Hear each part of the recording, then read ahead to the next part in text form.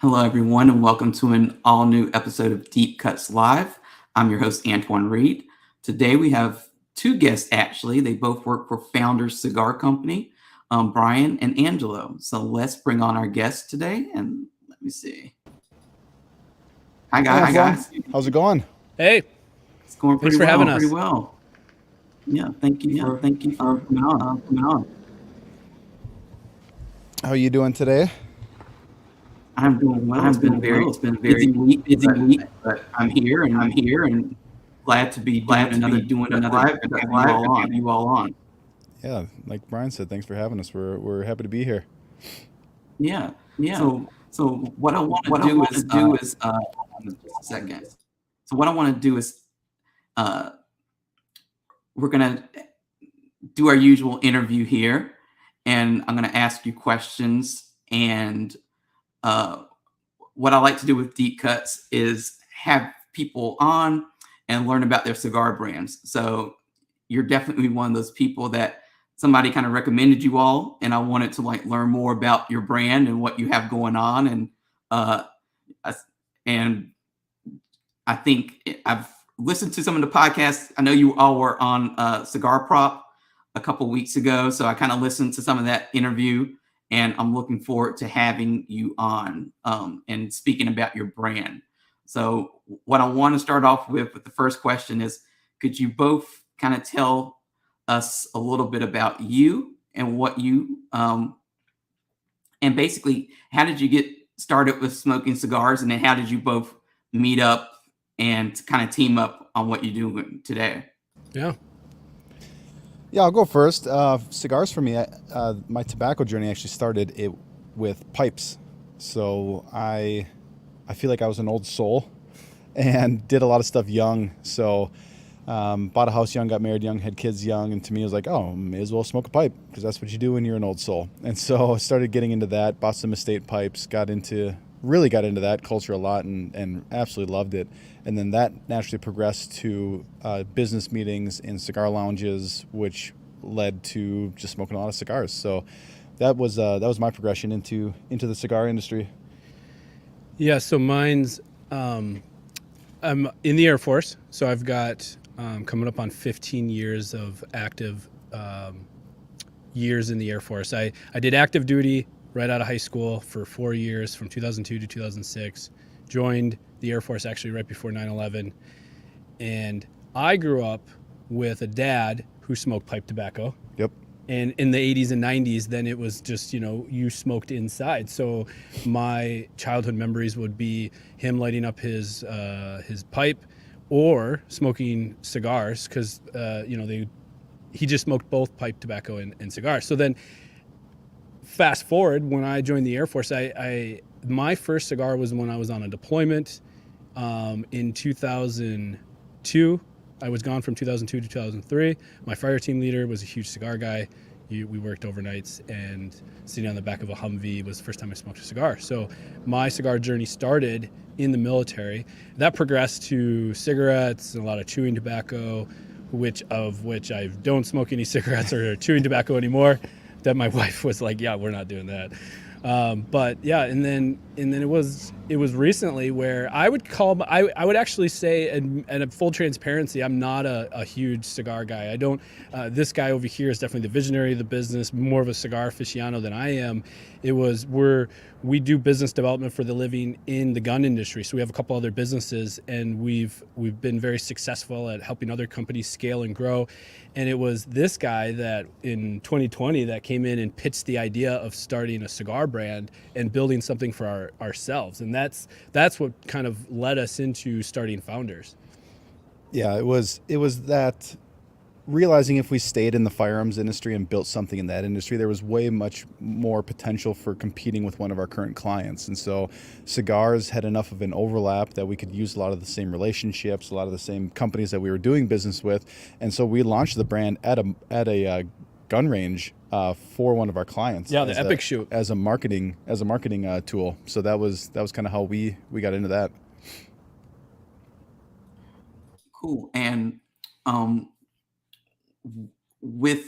I know that when you were talking to Cigar Prop about how you launched your company, you were talking about the promotion that you kind of came up with to launch that product. And I thought it was a very interesting and unique way to launch a product. So could you just tell us about how you actually launched that first cigar product? It was genius.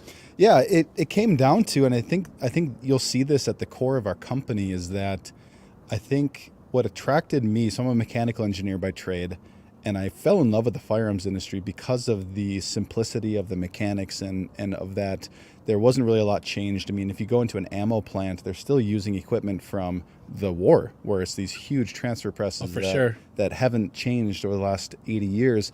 And so I fell in love with the mechanics of the firearms industry and the potential for innovation. And so when you look at the cigar industry, I think it's the same way, that you see a lot of these younger brands and a lot of these established brands who they do something that doesn't take away from the industry, but it's different and it supports the industry and it brings new people into the industry. I think that's what was the heart of that event for us. So we had a suppressor manufacturer and silencer for some of the novice out there. So the 22 suppressor was the same exact size, 1-inch diameter as the acrylic tubes that we were using. So we wrapped an acrylic tube with a sticker, made it look like a silencer, put our Churchill cigar in there, our dual wrap, which we call our signature, and put it in the actual retail box. And these got handed out to 100 different influencers. And it seemed like the buzz around that entire weekend was, well, who are these cigar guys? I mean, we were there with huge brands and, launches of all these products and all that, but people kept coming up to us as the cigar guys because it was something that was different and unique and kind of fit this really cool marketing niche. And I think when people launch a business, they always kind of, they have the support of their family, or sometimes they don't. And so I'm always curious, especially with cigars and tobacco and stuff like that. How did your family and friends kind of react to you all saying that, hey, I want to start a cigar brand? Did they react positively, or did they kind of push back or say, like, do you all really want to get into that? Have you told your wife yet? Yeah, I don't know if we've told our wives yet. But no, I think for me, being entrepreneurial, you really have to pick and choose your battles. Not everyone is suited for, and I hate this phrase, but it's very applicable, jumping out of the plane and building a plane on the way down. And so for me, I'd love to hear this. I don't think I've ever heard how you told people around you, but for me, I've kind of taken this approach where Brian and I in business, we have minority positions at a couple different companies that we've built up. So it wasn't out of the ordinary for me to come home and say, hey, honey, by the way, I'm involved in this now. That was kind of the norm. But for some of my friends, I really just took this approach where I'm like, hey, I'm going to build this thing. And if they figure out about it eventually, that's fine. I don't need to go flashing this and flaunting this. Like, if this turns into something that I think it's going to turn into, they're going to find out eventually. And so I have some really close, intimate friends who I remember we were at dinner once and I was talking like, yeah, so this cigar company thing, like, you started a cigar company? I was like, oh yeah, like 2 years ago, and it's going great. But so, I mean, my wife, she just kind of goes with the flow. So I would say that because we've had some different ventures that, have gone well, haven't gone well, we were working out of my home office for a while. So she was basically involved in a lot of those, like, what we call whiteboard conversations, where we're whiteboarding this idea, we're coming up with the brand idea, we're coming up with the naming scheme. I feel like she was kind of there in the beginning with a little bit of input. And so when we, and of course you crawl before you walk, before you run. And so when we were still crawling, she was involved in that. And I think I've just kind of slowly started, telling some of the, my extended family. My dad, he is a Rocky Patel guy to the core. He also doesn't deviate from, like, he is very, what's the word where you just do things repetitious, right? So, like, very scheduled, very rigid. And so, I've given him a lot of cigars, and I think just from a father, like, I want his affirmation that, like, I have a good brand and my cigars are good, and do you like this? And, I don't get a lot of affirmation from him. He's just, this isn't a Rocky Patel. Yeah, it's not my edge. Not my So I'm like, can't win with you. We have a new cigar, which we could talk about, that we're launching at PCA, and we've really been kind of discreet about it. We haven't really told anyone. and we're really excited about it. And I've given him actually quite a bit of samples, and all the other samples that I've given. So like he's a Maduro guy to the core, right? And he likes the really bold, just got a lot of flavor, right? So, and we'll be completely transparent. Our Maduro is a medium. Yeah, medium bodied Maduro. Yeah, so approachable. It's approachable, and that's what we've taken. We were intentional about that as we kind of entered into the market space.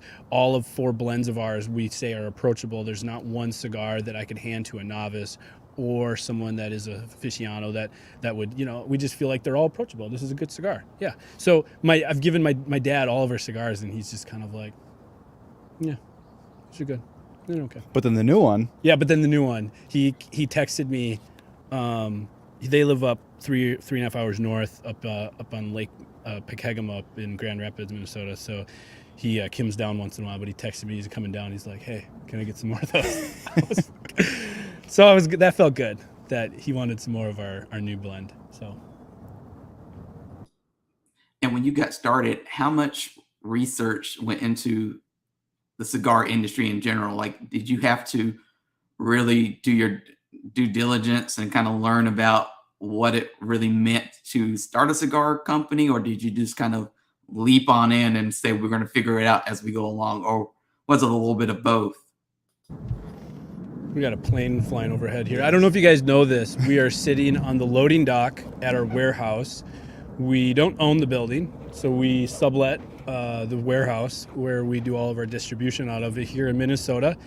And we just can't get them to let us smoke inside. So we normally, like when we did this interview with Kevin Shanahan from Cigar Prop, and we did How About That Cigars. Those guys are actually local here in Minnesota, so it was nice. We set up at a really, really high-end, nice cigar lounge in downtown Minneapolis called the Hemingway. And that's normally where we would do this. But I texted him last night, or was it this morning? I was like, hey, I have an idea. We should set up on the loading dock. We've got this backdrop. We've got all this furniture. Let's set up on the loading dock. This is our booth display for PCA. So I've set this up, and we're basically making sure everything. We're working all the kinks out of our booth. Got all the hardware. Got all the screws. Because this is our first time at PCA, so I'm military to the core. So I have contingency plans. I make sure that everything checks out, and so I wanted to make sure that our booth was perfect before we packed it up and shipped it. So, long story short, we're sitting on a loading dock. And we're dealing with some cloud and some sun and a plane flying over, but I hope it comes out good. So back to the question, research into the industry. I think we took an approach where I would say a more informal approach, in the sense of we treated it like a business problem. What's our objective? What's our goal? That's kind of like our number one thing with all of our clients. What's your goal? What's your primary goal? Because that's our filter. Well, our goal is to sell cigars. I mean, okay, so what barriers are in our way from selling cigars? Finding a blender, finding cello, finding bands, registering barcodes, getting boxes, getting the branding, getting all that set up. And so we really just treated it like a business problem. And we had these things in our way, and we had to go check these things off. And as we've gotten into the industry. Well, and I would even back up a little bit further, and it starts at the core. The vision of the company was what? And it says this right there, is to build community. So we've taken this approach that our product is community. And we're using cigars as a catalyst to do that, right? So we like to tell people that cigars, by giving out a cigar, having a cigar, we're tricking you into having community with someone else. Yeah, that's our whole purpose. And it goes back to you really having this vision of a group of guys from your church that you guys got together with during COVID, 2019, 2020, and just meeting, just meeting once a week. And having and seeing how healthy my life was because I had consistent community around me. Yeah. And I don't think anyone in the cigar industry, that shouldn't be a foreign concept to, because this is something that is shared. That's why you do herfs. That's why you go to lounges. That's why you have time that you sit down. This cigar doesn't care who you're married to, who you voted for, what the color of your skin is. Right. That's our friend Jake, who does a fantastic work for us out in Virginia. He's a retired Navy vet. He always says that. He's like, this cigar doesn't care who you are, where you came from. You're here now, and you're sharing a time and an experience together. So that's kind of at the core of what we did. And so all of our decisions of that list of business things went through that filter of what's the best way that we can build community. Well, it started with approachable cigars. It started with approachable branding and an approachable, consistent message. So yeah, our number one core value is community. It's uniting all people from different walks of life. Yep.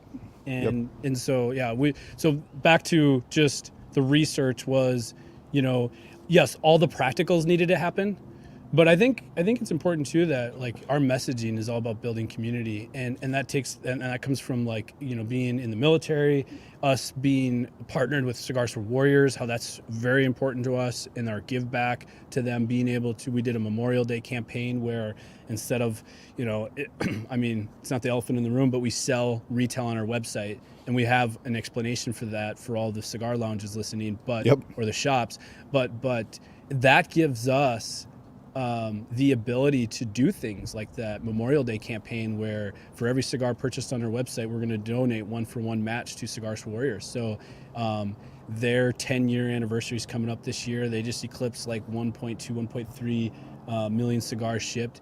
We would like to be, we wrote down, we did a what we call a business plan, a VTO recently, where we meet with there's 3 partners in this business. Josh, who is one of our partners, the 3 of us met with the team and just kind of went through what that vision looks like. And our 10-year is donate 1 million cigars in 10 years. We want to be able to say something like that. So so the messaging is building community, and then like the practicals, like you said, they all filter through the community for sure. And this dude, like he had it all figured out because he's an engineer. So you don't like variables, and you are sweating over there. I am. It is hot. We're just baking on the loading dock here, if you guys didn't know, but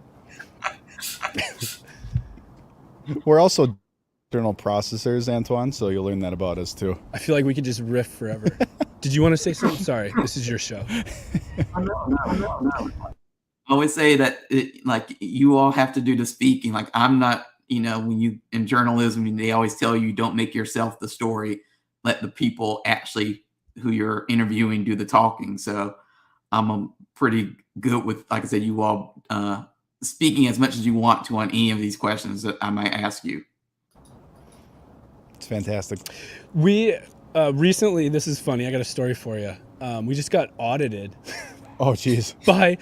by the Department of Revenue, Minnesota's Department of Revenue. It actually happens, if you didn't know. And so we're a new business that we were registered. We have a tobacco distributor license in the state of Minnesota. We actually have a retail license. We don't. The Department of Revenue.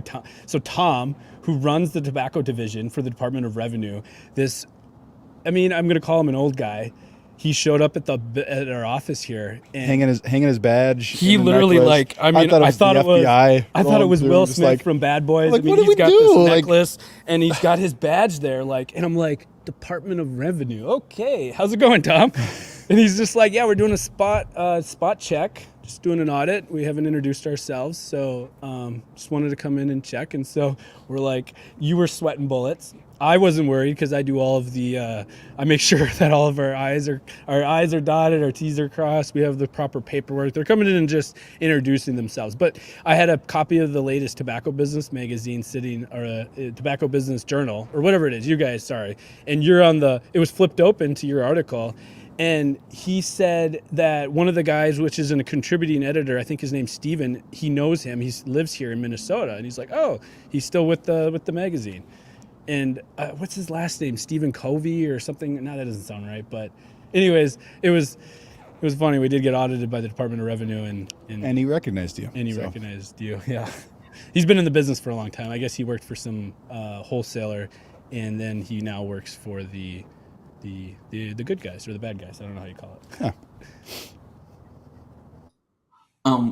What I wanted to talk about too is, like you mentioned, Cigars for Warriors. And I know that there should be anybody who smokes cigars hopefully knows what Cigars for Warriors is, but I'm sure that there's somebody out there who doesn't know what Cigars for Warriors is. So could you just, for people who don't know what that organization is, could you explain, in your terms, I know that it's not your organization, but you work with them. Could you explain what Cigars for Warriors is and what makes them so important that you want to support them with your business and your product. Yeah, so I'll take that one. So my first deployment was 20 years ago, and my first cigar was, back when my first deployment. So Cigars for Warriors have been around for 10 years. So before that, we were, people would, our friends and family, we'd get care packages, and then occasionally you'd get cigars, or somebody would end up with Cubans or fake Cubans or something. I don't know how, they'd somehow end up over there. And again, cigars are about building community, and perfect place to do that was when you're isolated and alone in 6,000 miles away, and you're in combat, or we're on a garrison mission, and we're just you got 6 months to a year on a deployment, and you're killing it, right? You're just killing time. So fast forward, the FDA has made it difficult for cigar brands to give what would they call like mass samples. So like, for, Drew Estate or Perdomo or anyone to like just box up and ship them and donate to military men and women or servicemen around the world, then they've made that difficult. And so Cigars for Warriors is a nonprofit, and their mission is clear.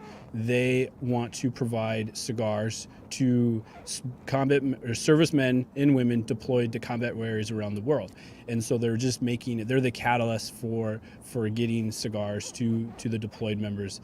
And they do that, and they've got a process for some checks and balances in place for if you are deployed, you can make a request through their website, and then they check to make sure that you're deployed, or that you're over the age of 21, and then they make sure that they've got shipments going out almost every day or every week to cigars or to servicemen that are deployed around the world. So our mission is aligned with them in being able to support their mission. We want to be able to donate as much cigars as we can. So on our website, we collect cigar donations. So you can purchase cigars on our website for yourself, but then you can also add to your cart a cigar donation. And by doing that, we will match your cigar donation. So if you purchase a cigar donation for $8.50, we match that, and we then every month ship cigars to their distribution center down in Florida, and then they make sure that they get to the proper servicemen and women deployed to combat areas around the world. So, and every single person, because I was listening to Storm talk about this on something recently, but there is not one paid employee or volunteer for that matter. Everyone is a volunteer for their organization. So every dollar donated, and everyone that volunteers their time, no one is paid. So it's a very effective organization. Yeah, true nonprofit to the core. And just for those people who are wondering, because I know like working with, they contribute to some of the magazines that I write for. They always send pictures of people who are deployed smoking the cigars and stuff like that. So could you just talk about how prevalent or how common it is to smoke cigars when you're deployed? Because I think that's an important part of the Cigars for Warriors story, because I think people sometimes think like, are they really going to get these cigars that I'm sending or I'm donating and stuff like that? Like, how prevalent and how realistic is it that the cigars that you're going to donate, like I said, are actually going to land in the hands of deployed people and troops? Yeah, 100%. So my last deployment, so since I'm still serving, I'll be deploying next year in 2023. And the way that our unit works in the reserves is, we're there to support active duty and the mission that we fulfill. So I'll be hitting the road and deploying again in about a year from now. But my last deployment was in 2015-16. And when you get over there, our job is to take over the off-going. So whoever we're going over there, whatever the mission is, we're coming in and we're learning the ropes. So we're spending a couple weeks, but right away when we get over there, number two things that are requested by servicemen and women when they're deployed are coffee and cigars. Yep. Or cigars and coffee. But Yeah, I mean, usually that you have what we call an S4, which is our supply liaison. They're the non-commissioned officer in charge of our resources, and so like our ammo and our night vision goggles and all those sort of things. So typically you have a guy like everyone has a guy, and so we have a guy in the unit that's going to take care of us, getting us what we need, whether it's bottled water or it's resupply of ammo or it's cigars and coffee. So Black Rifle Coffee, probably the one, not to give them a plug, but they're getting boxes and boxes of Black Rifle Coffee is very common. And then we'll get shipments from Cigars for Warriors. So our supply guy will make sure that we're getting cigars in, and then we pass them out and make sure everyone that's a cigar lover or even like the guys that don't smoke cigars when they're on deployments, So it's very, so to answer your question is that it's very common, and I can attest to the fact that the cigars that are being donated around the country to those donation centers by Cigars for Warriors, they do make it to the servicemen and women. That's not they're not, I don't know, covering that up, or those pictures are legit. So I think that's, like I said, that was an important part of that story, just to get for somebody who's actually there and witnessing it and experiencing on in person. For the next question, how did you all come up with the name Founders Cigar Company? Like, where did the theme and the branding come from, and the story behind the brand? Because I'm always curious about when people go and choose names for companies. Like, how did they go? Were there any other close contenders that you almost went with? Like, how did you settle on Founders? Yeah, for me, it was one of those things that when I brought the idea to the office, I asked him, I said, hey, what do you think about cigars? He's like, yeah, I mean, I smoke cigars here and there. Why, what are you thinking? And I said, I think we should start a cigar company. And he told me, he said, all right, well, don't let it be a distraction and don't lose money. So we're still working on both those primary goals. somebody should have told us that it takes 10, 15 years to like build a cigar brand. Yeah. It doesn't happen overnight. Yeah. Hundreds of thousands of dollars. Yeah, but so at that time, I had already started researching people who could get cigars and what that process looked like, and for boxes and all the regulations and all the licensing that we needed, because I didn't want to just come into this with him, and because he was going to ask a bunch of follow-up questions, and I wanted to be able to support the things that I knew he was going to ask. But at that time is when Hamilton, the Broadway show, was everywhere, and I was listening to that soundtrack, and I was just floored listening to that soundtrack, but then starting to research these guys, Alexander Hamilton and Jefferson and some of the lesser known guys that played a huge part, like the guys from France that were over here, and seeing this consistent characteristic of the men and women who helped our country at the start, but also throughout history, shape this country into the country that we love today. If you think about it, put yourself back then, all those guys came from a monarchy.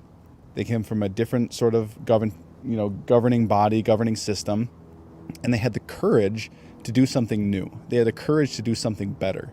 And so one of our core values is the American spirit. And so when we talked about naming the company, we wanted to lean in and support the veteran community and be very upfront that Brian's a vet, I'm not a vet, and support that mission.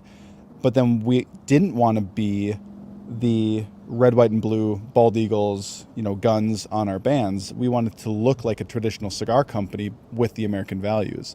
And even like practically speaking, we couldn't come out and say American made. American made in the cigar industry doesn't mean the same thing as it means in the gun industry. So, there's one entirely American made cigar, is the J.C. Newman, but we wanted to feel like a traditional brand. That's why you have the wine stock, the parchment, all that, the silhouettes. That was really important to us. So all of our blends are named after, not all founding fathers, but people who helped found this country.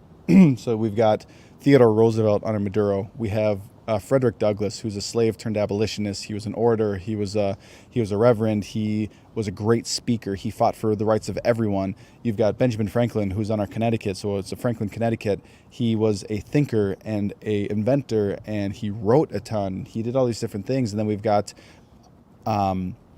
George Washington on our signature, which we call our dual wrap, and he's considered the foundingest of the fathers. So that's our primary brand, that's our primary logo and feel, and it's to encapsulate the spirit of having the courage to do what's right, and you see that throughout history.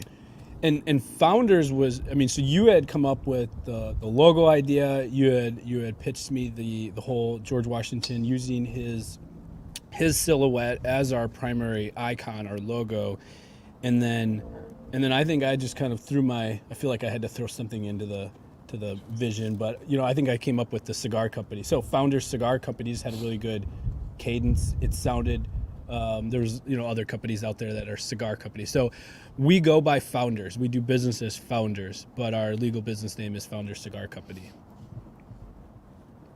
And I know when I was looking at your brand on your website, and I was glad to see that, like Frederick Douglass was on there, and that it wasn't just all presidents, which you easily could have gone through and just said, we're going to name every cigar after presidents. We're going to do it in order or whatever. We might skip some of the controversial ones and stuff like that. But I was glad to see it because I think it goes back to your theme of community, and that, and I know you said you're not American made per se, but that it's an American brand, and that it taps into the history of the country, and not just part of the history, but like you said, Frederick Douglass, and you can easily see that you could easily go into some other areas of history if you wanted to for some different cigar lines in the future, or limited edition stuff if you chose to do that. Yeah, it's a cool association too, because the possibilities are endless. I mean, absolutely endless. You can pick any era in our company's history, and you can look at what was happening at that time and who are the people of note at that time. And so, yeah, it wasn't just the, however many, 13 to 51 founding fathers who were attributed with signing the Declaration of Independence and doing a lot of that stuff. It wasn't just pulling from that pool. It was who had a significant moral, ethical contribution to our country and to getting us to where we are today. And that gives us a very wide breadth of people to pull from. Yeah, and this is a good segue into the blend. So we're launching a new cigar at PCA, and we're calling it Hamilton. Yep, that's going to be our Candela.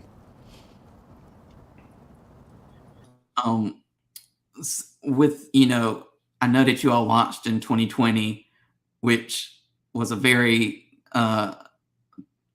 busy year, I would just say. There's a lot going on around the world. There's a lot going on domestically here. And it was just, so did any of the events of 2020 kind of influence like the direction you wanted to take with your cigars or the cigar line?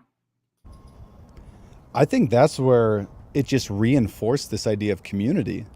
If you live your life reading the headlines and watching the news, you think that everyone hates everyone and everyone's trying to get everyone. But if you actually looked at your neighbors in 2020, you probably had a fantastic relationship with your neighbors and your community and your local community. And we wanted to highlight the fact that things can be better. Things can be better. Things can be across the aisle.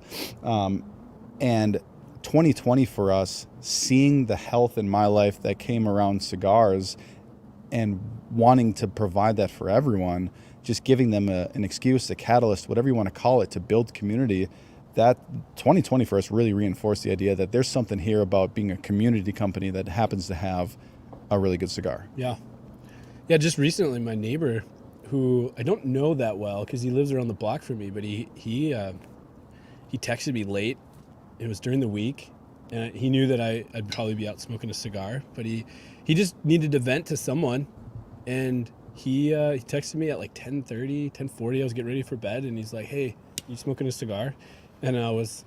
Did you just get done smoking a cigar? I just got done smoking a cigar. My wife graciously sat out in our gazebo on our back porch, and we're fighting off the mosquitoes, but I'm like, "Hey, I'm doing my job here, smoking a cigar." And, yep. And I was going to go to bed, but Scott texted me, and he's like, "I just... need to..." Got to talk about some stuff. Yeah, so he came over and lit up another cigar, and we just, I don't know, got to the root, like, got some feelings out and talked about some stuff for a couple hours, and that just reinforces again. Like, I came in the next day and I felt really, really good the next day, because At the end of the day, I was just a sounding board. I was an echo chamber. He just needed to talk to. I mean, Providing space, providing a spot for him to go, and yeah. and that's what we do. So that's what we're about. That's what our messaging is about. But it just reinforces what we're doing, and I felt really good about it. Yeah. One of the questions that I like to ask is when people start these cigar brands, you're going from being a consumer all of a sudden to being a brand owner. And that's a big transition. That's a big arc to make. It's not just an easy, you're going from, smoking a cigar, just to smoke a cigar, just to have fun. And like you said, to be in community with people, to suddenly like, this is like your livelihood and your business. And like, a lot of things kind of rely on it. And there's a lot of people involved in this that aren't just around the corner from you. They're in different countries. How did you make that transition? Like, was it an easy transition to make? Did you have some like learning curve stuff, some bumps along the way? What was that process like? It's interesting you bring that up because I never thought about it in that perspective, because I think a lot of people understand, like a lot of people will say, do what you love and you'll never work a day in your life. That's not true. You can have the best job in the best location with the best hours and the best everything, and you're going to still wake up someday and just absolutely hate what you do. But there is something to be said about a lot of people are hesitant to turn their hobbies into a stream of income for them because like, oh, I'll lose the passion, I'll lose this. And for me personally, I did a trip down to Virginia.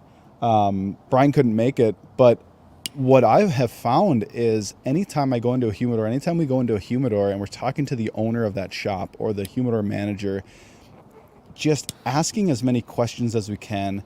And one of the things that we adopt as a brand is just a radical layer of transparency. We want to be approachable, and that comes with honesty and transparency. And we love talking to a shop owner, a humidor manager, and asking them what they're enjoying, what has caught their attention, what they like about the display of their boxes and their humidor and how they think about it. And I think because there are so many learning opportunities for us and we're learning stuff every single day, there's this increased passion I came back from Virginia with a bag full, like a literal, like huge bag full of cigars, because every time I went somewhere and said, hey, what do you like? What's interesting to you? They're like, this and this. I'm like, great, I'll take 3 of them because Brian needs one, Josh needs one, and I need one. And so we'll do that now in our Tuesday business meetings is we'll bring something out. Hey, this is local to Virginia. You can only get these around there. Let's try it. This is what that shop owner, and we'll sit around and we'll talk about it and we'll enjoy it together.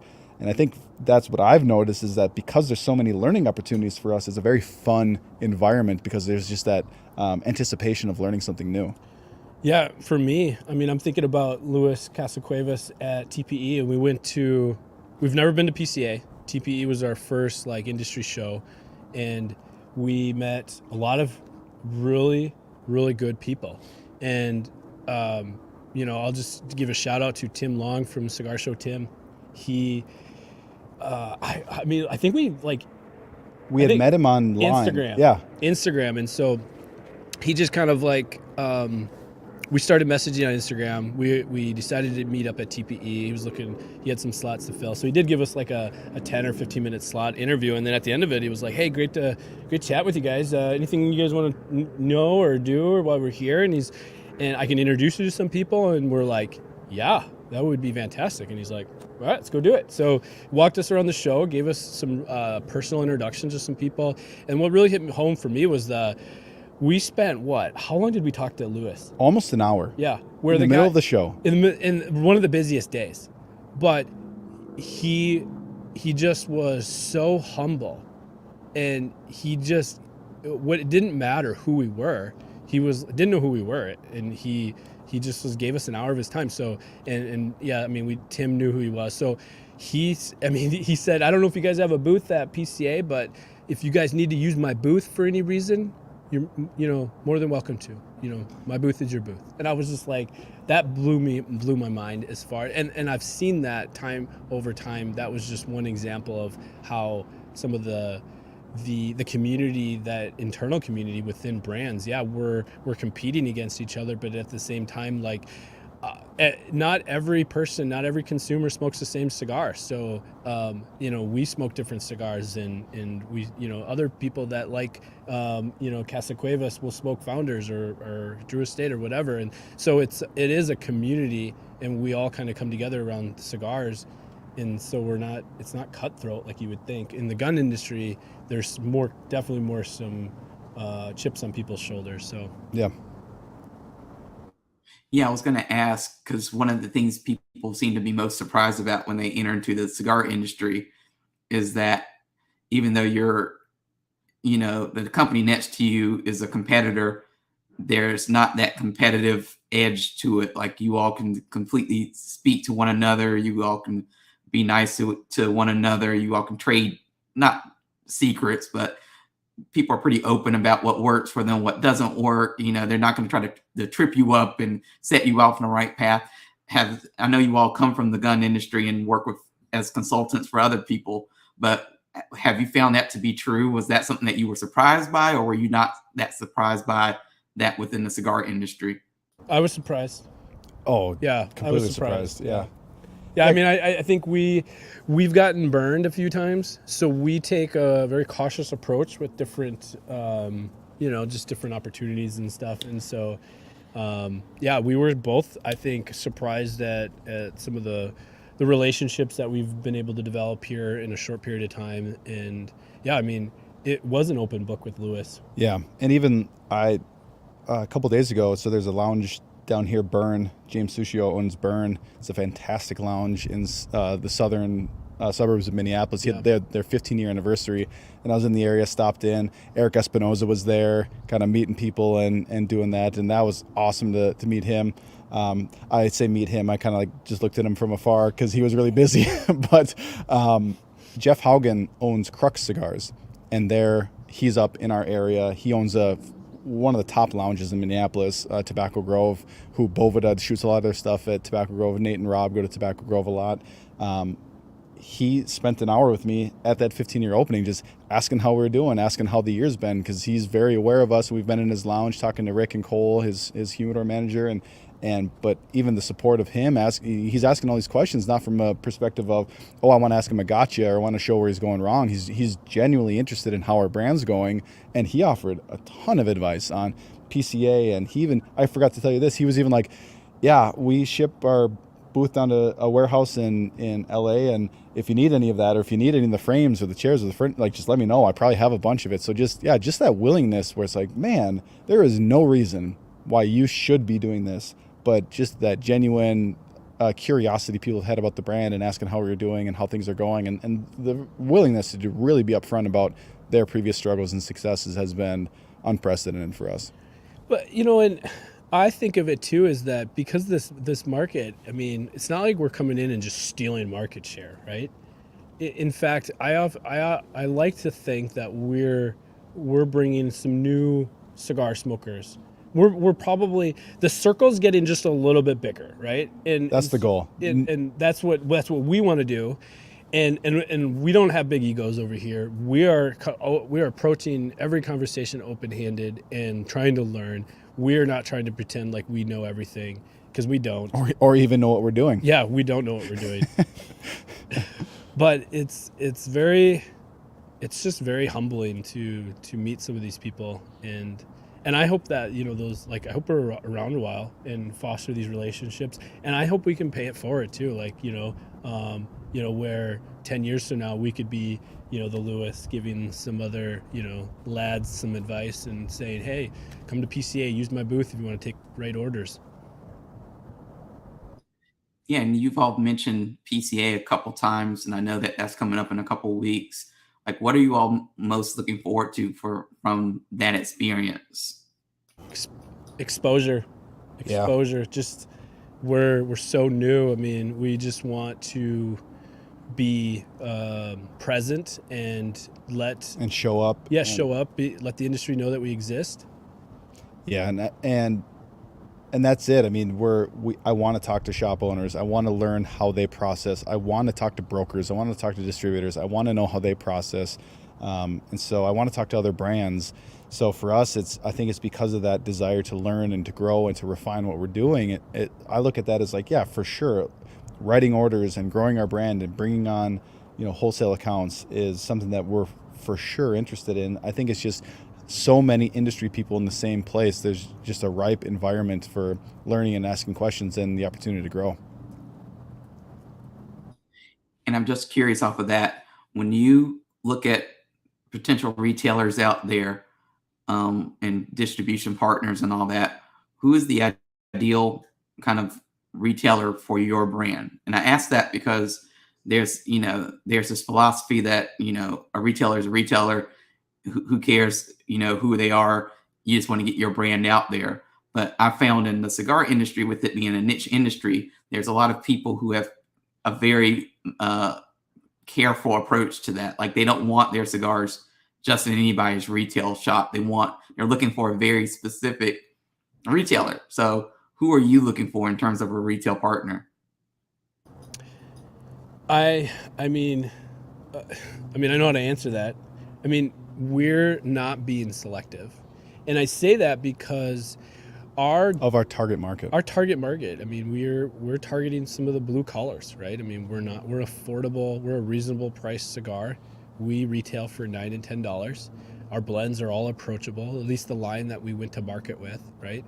And so we want to be in the corner tobacco shop, and, the guy that just worked concrete for, 14 hours, stopping off to pick up some of his necessities. He's going to see Founders with our retail tray that says veteran owned, and, he's going to pick up a stogie for the weekend. So we want to appeal to that audience. That's who our customer base is.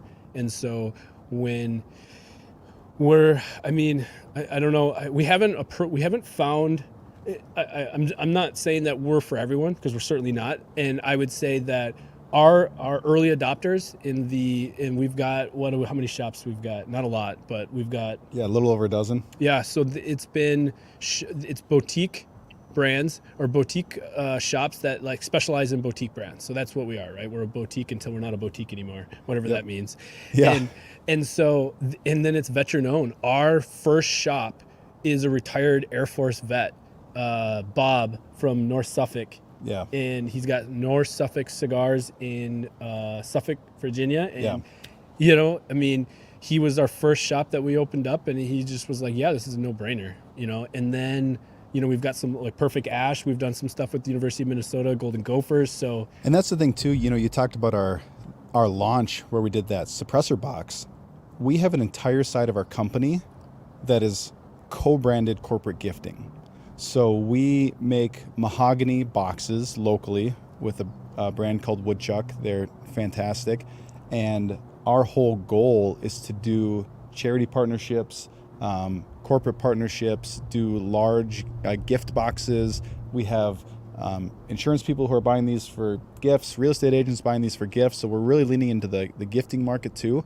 A perfect example of this is Hometown Heroes. Yeah. So Hometown Heroes Outdoors is a organization that they have volunteers in 26 or 27 states. They're 5 years old. They're coming up on their 50th anniversary, and they get vets and wounded police officers out into the field hunting and fishing in a sense of community.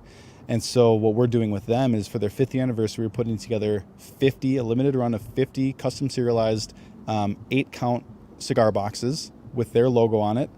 And we're doing 100 of our executive box, which is 16 of our cigars, a custom butane Zippo lighter, and a cutter. And we're working with one of their financial partners to fund it. And so dollar for dollar, all 100 of those boxes is going to go for their legacy hunt, which is their biggest hunt of the year, which is going to happen next year. And we're talking like, we're going to raise $40,000 for that and try to fund the entire hunt for them. Yeah. So Eric Matheson is the first recipient of the legacy trip. It's scheduled for February next year. So we're debuting this campaign called the Legacy Trip, and our box of cigars, so what you can do is you can go to Hometown Heroes. I think it's hometownheroes.org. I don't know, Google Hometown Heroes. I don't know their domain, and you can go and find on their page this gift set, and you make a donation, and then as a gift you would receive our cigar box as a donation. And so this is going to help fund and kind of an exotic trip for Eric Matheson to go, and I keep screwing this up, but it's like out east. They're going to go do some type of like waterfall hunting. Yep. But it's going to be expensive because they bring a camera crew. They bring a bunch of people out there. He's a police officer, got shot in the line of duty, and it was all over. I think it made national news. He's in like Waseca or Wayzata or something like that. Police officer here in Minnesota, but he is disabled, and so it's going to take a lot of resources in order to get him there, and then the camera crew and the travel and all that thing. So it's going to be expensive, but our goal is to be able to completely fund that trip for him, and then do this reoccurring every year. So two things that we've got going on are the Hometown Heroes 5th anniversary box, and then the legacy trips. Yeah, and those are partnerships that we're looking for. We're trying to do traditional retail for sure, or traditional cigars, getting into lounges, getting into shops, getting into all of that. But we're also trying to do the non-traditional, and that'll help us build our brand. We did stuff with the University of Minnesota football team, different golf events. We're doing a PGA Tour event in September, so we're at that event. So we're trying to do as many of those non-traditional things because, one, it doesn't compete with retail. It doesn't compete with cigar lounges. It only helps build in those areas. Right. Yeah, and we're launching a new website before PCA, and the goal of the site is to cast our vision, which is about building community, and then also driving traffic to the lounges and the cigar shops that we're currently being stocked in. So giving people an opportunity to go buy locally, because we want to encourage that. But you've said this a couple times in some different interviews, is that we're building a brand here, and it takes time, right? And so in order for us to drive traffic to the local cigar shops is to give a place for people to come and try our cigars. And we're doing that online through our website. So we have to give a place for anyone to be able to sample and try our product. And then, as we build and scale this and we add more retailers nationally, then it's going to transition where, we're going to continue to drive people there, encourage them to go and buy locally, and there's going to be a transition point at some point in the future. Yeah. Now, since you all are a new-ish company, could you just walk us through really quickly your portfolio and kind of give people an idea of what makes each cigar blend in your portfolio different and what they can expect should they smoke any of those cigars? Yeah, you've heard us say it a dozen times, approachable. Approachable is the word that we use all the time. So we've got a fantastic manufacturing partner in Tamboril, Dominican Republic. They have been awesome to work with. There was even an issue where getting our bands down there, and the owner called us today and he said, "Hey guys, I fly down there all the time. I'm just going to bring the stuff that the rollers need of yours. I'm just going to bring it with me and hand it to them because it won't get stuck in customs. Like I'm tired of this happening." So they've been so willing to work with us as we grow and scale. We've got dedicated rollers now because of our volume. So that's been a really cool partnership to lean into. So when we say approachable, we have 4 main blends. We're launching our 5th. We've got a dual wrap, which uses a Connecticut and a Habano wrapper from Ecuador with Dominican and Nicaraguan fill. We've got a Connecticut, again, wrappers from all of our wrappers are from Ecuador, and all the fillers are from Dominican and Nicaragua. Our Connecticut uses a lot more of the components of our Habano. So we always tell people, it's interesting because I feel like our Connecticut and our Maduro are polarizing in the Connecticut and the Maduro people that like those cigars. Because if you like a traditional Connecticut, we say because we pull from our Habano, it's a little bit more elevated in its flavor, a little bit more of those notes. So we have some people that don't like Connecticut's that love our Connecticut. I'm like, well, of course, because it's not a traditional Connecticut, it's a little bit closer to our Habano. And then the same thing with our Maduro.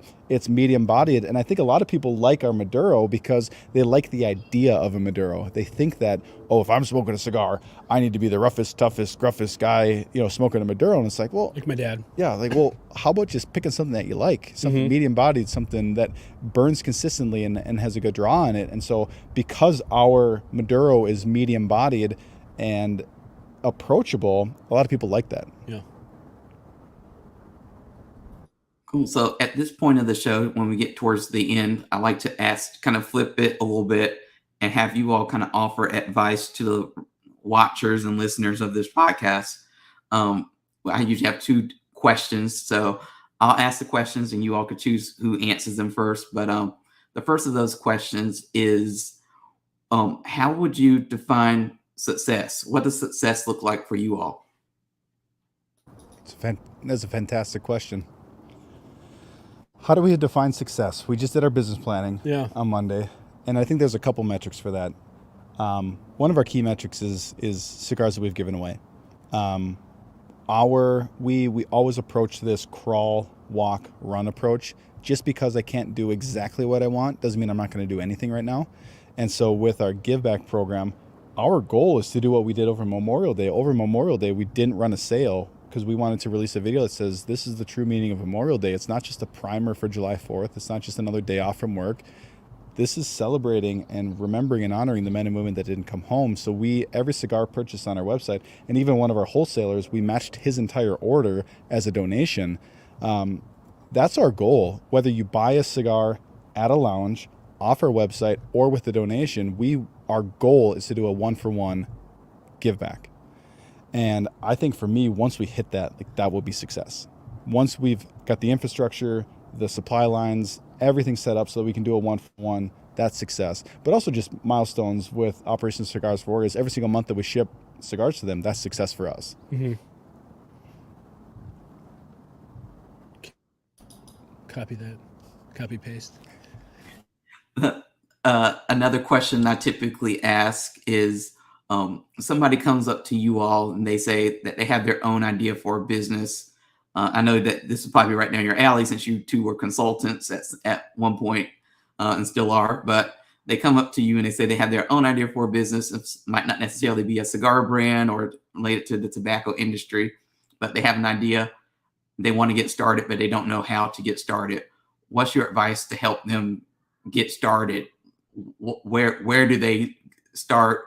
How do they get things going successfully? Yeah, this is funny.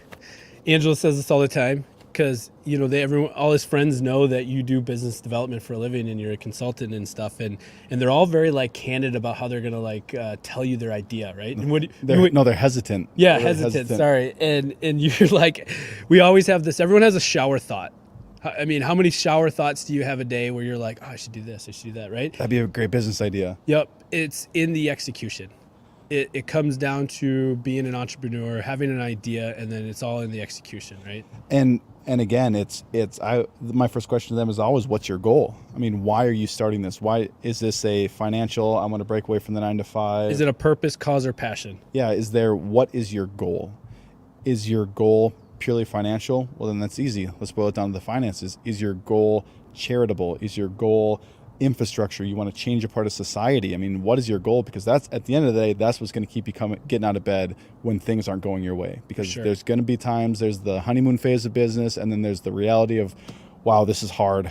Things aren't going our way. What keeps you getting out of bed in the morning to go after that? So my biggest advice to people looking to start a cigar brand, any business, is what's your goal? And you have to be crystal clear about that, because if you're not, you're going to give up. Yeah, and stay true to it.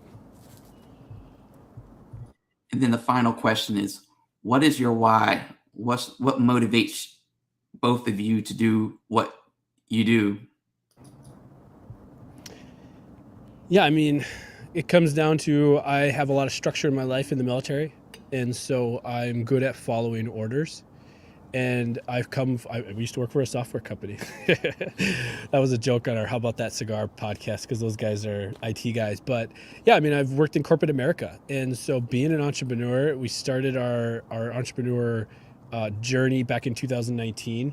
And I think there's something exciting about being an entrepreneur. And that's my why, is just building something, a legacy, having, what do you call it? Where financially taking care of your family, what do you call that? Stability? Or... Yeah. So, you have a name for it. You're always talking about it. But my point is just, my why is being able to build something of my own and I don't know, generational wealth. That's what I was trying to think of just, having something that I did, myself, and I built it, and, it's mine, and I share it with you. You can have some of it. That's true. I have a say in that. But, I think back to the motivations for starting the consulting company. It was helping brands and helping owners get to a point, helping them achieve their goals. I think it was Zig Ziglar who said, if your goal is to help people achieve your goals, you're going to accomplish your goals in the process. And I think that's for us too, is the whole reason we do consulting is to help provide a means for people to achieve their goals. And then with the cigar brand, our 100% bell cow reason that we get up in the morning is giving people an opportunity to build community. That's why we do this. That's why we do these events. That's why we get out and try to meet as many people as we can, is that we're providing people an opportunity to take the time to sit down, to stop looking at the clock, meet with someone with a cigar. And you said it the other day, having a cigar in your hand is way better than having a phone in your hand. Yeah, making memories with a cigar in your hand is so much more fulfilling than making a memory with your phone in your hand. So the whole reason we exist is to build community and to help others build community. Awesome. So for those people who are not watching this live or on playback mode on Facebook and YouTube, could you tell people what website they need to visit and what social media they need to follow in order to keep up with you all and what Founders is trying to do and accomplishing? Yeah, founderscigarco.com is our main website. There's a lot of resources there. A lot of our content is educational. Founders Cigar Co on Instagram, that's where we do a lot of our post a lot about our events, let people know what we're doing. And that's a great way to get in contact with us too. Or, we've got our number on the website if you have any questions or if you have any shops that you think that we should be in. But yeah, definitely founderscigarco.com and Founders Cigar Co on Instagram. Yeah, and I would just plug, if you walk into your shop and they don't carry Founders, which not very many do, then you should put in a request that the shop owner should carry Founders. That goes a very long way to us building relationships with lounges. I have one more curveball question that I just thought of. For those, I know that you have your cigar lines that are out now. There are more women smoking cigars today than ever. If you all had to kind of pick some historical female figure to make the first female Founders cigar line out of, who would that person be? We had a couple on our brainstorm list. So we put together a brainstorm list, and the two that came to mind were Harriet Tubman and Eleanor Roosevelt. Looking at what Eleanor did for and how she was all about powerful women who make a change and make a difference, I would say my snap reaction would be Eleanor Roosevelt. Well, I want to thank you both for coming on to Deep Cuts today. Like I said, I learned a lot more about your company that I would have ever been able to get just from reading your website. So I learned a lot, and I hope people who watched and listened to this learned a lot as well. And I'm looking forward to seeing you both at PCA in a couple of weeks and seeing Hamilton and whatever else you all have going on. Yeah, our booth number is 1062. Yep. So anyone that'll be attending PCA, which is a wholesale event here in Las Vegas in July 9th through the 12th. Look forward to meeting you, Antoine, in person. And yeah, come swing by our booth and say hi. Oh, there's Cigar Show Tim. Hey, Tim. Tim Belong will be out there hanging out with us, and he's bringing his wife. I'm excited to meet his wife. So. Yeah, it'll be great. Awesome. Well, like I said, thank you both for coming on, and thank everyone out there for watching and listening to this. If you're watching on Facebook, YouTube, or Twitter, make sure you hit that like button or subscribe button to be notified of any time we have new shows. We try to do at least a show a week.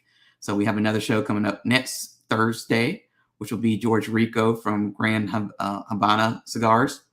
And also, if you're listening to this on any of the podcasting platforms, make sure you hit that subscribe button and also leave a review, because leaving reviews helps to improve what I'm trying to do here. And hopefully, like I said, we'll get more people listening and get more people learning about cigar brands like Founders.